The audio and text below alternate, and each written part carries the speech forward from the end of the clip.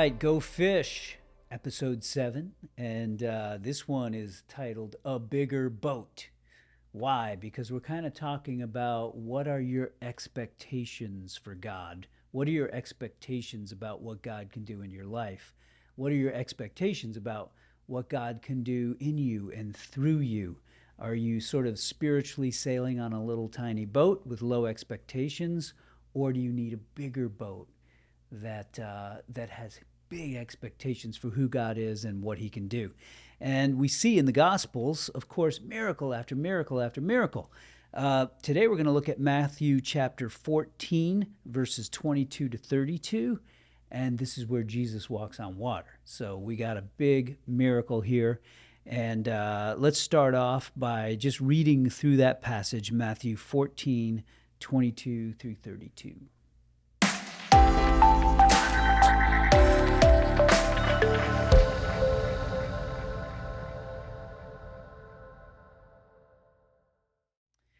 So, point number 1 here today, how can I be sure that I don't miss God's miracles? Point number 1, spend time alone with God. And this comes from the first verse in the passage, or the second verse, Matthew 14:23.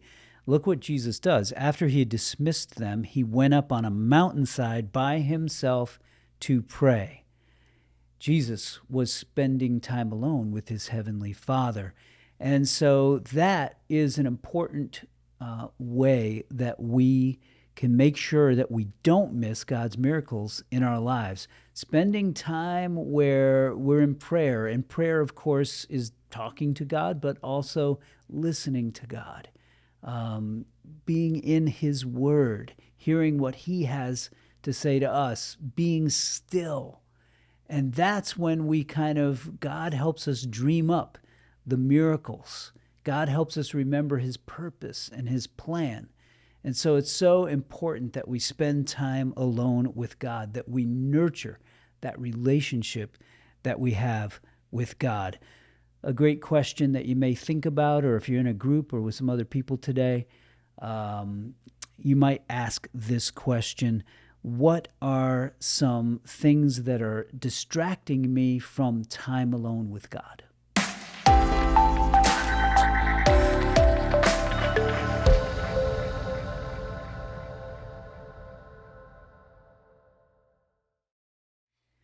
Point number 2, react in faith. If I don't want to miss God's miracles in my life, I need to remember to react in faith. And we see that's what Peter did in verse 29 of our passage. It says, then Peter got down out of the boat, walked on the water, and came toward Jesus.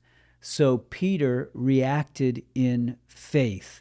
And we kind of do that every day, all day. If somebody offers you a seat, we take that seat, we sit down, we're really reacting in faith.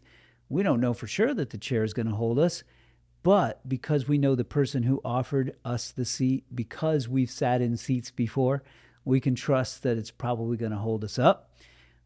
We need to react in faith when we're faced with a crisis, when a miracle is necessary. And that's what Peter did here.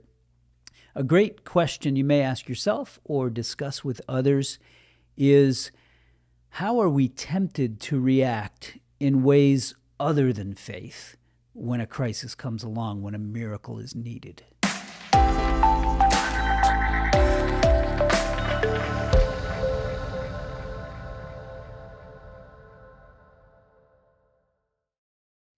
And then point number 3, how can I make sure I don't miss God's miracles?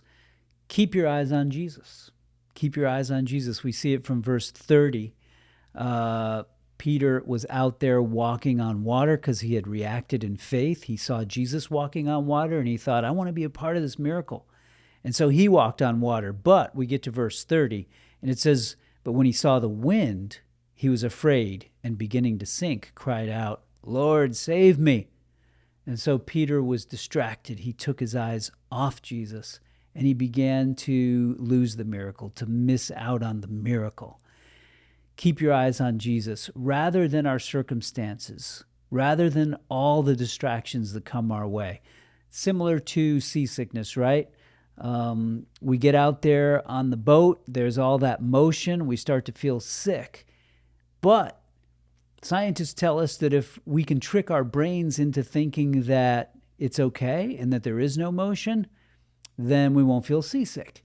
And the trick to doing that is keeping our eyes on the horizon, which doesn't move. Same thing with the spiritual principle.